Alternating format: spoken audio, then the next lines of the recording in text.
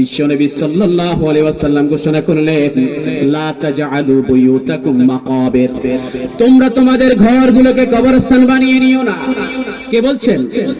তোমরা তোমাদের ঘরগুলোকে কবরস্থান বানিয়ে নিও না। আবার যে ঘরের ভিতরে সূরাতুল বাকারা একবার তেলাওয়াত করানো হয়, ওই ঘরের ভিতরে কখনো দুষ্ট শয়তান ঢোকে না। সুবহানাল্লাহ বলেন। তার মানে ঘরের ভিতরে কোরআন তেলাওয়াত করা দরকার আছে না নাই? কিন্তু আমাদের ঘরগুলোকে কোরআন তেলাওয়াত হয় না। আমাদের ঘরের ভিতরে ডিশের লাইন আছে, সিরিয়াল গুলো চলে, টেলিভিশন একটা, রিমোটও একটা, কিন্তু সিরিয়াল দেখার সংখ্যা 5 জন। এক একজনের চয়েস এক এক রকম। কে কোনটা দেখবে, কখন দেখবে, তাদের ভিতরে রুটিন করা হলো। একই নাটক রাত্রিবেলা একবার চলে, সকালবেলা একবার চলে। যেই বেটি রাত্রিবেলা দেখতে পারে না, সে এবারে চিন্তা করলো এটা তো সকালে একবার চলে, সকালে দেখা দরকার।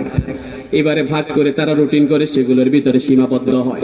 তার মানে এই নাটকগুলো যখন ঘরের ভিতরে চলে, ওই নাটকগুলো যখন শুরু হয়, সেখানে অবশ্যই হিন্দুদের পূজার কার্যক্রম দিয়ে নাটকগুলো শুরু হয়।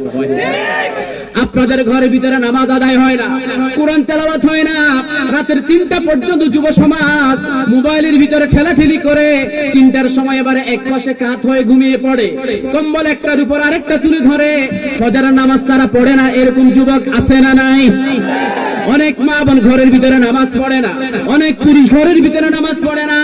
আমার ভাইরা, একটা বিষয় আমাদের মনের ভিতরে শক্ত করে ধারণ করা দরকার।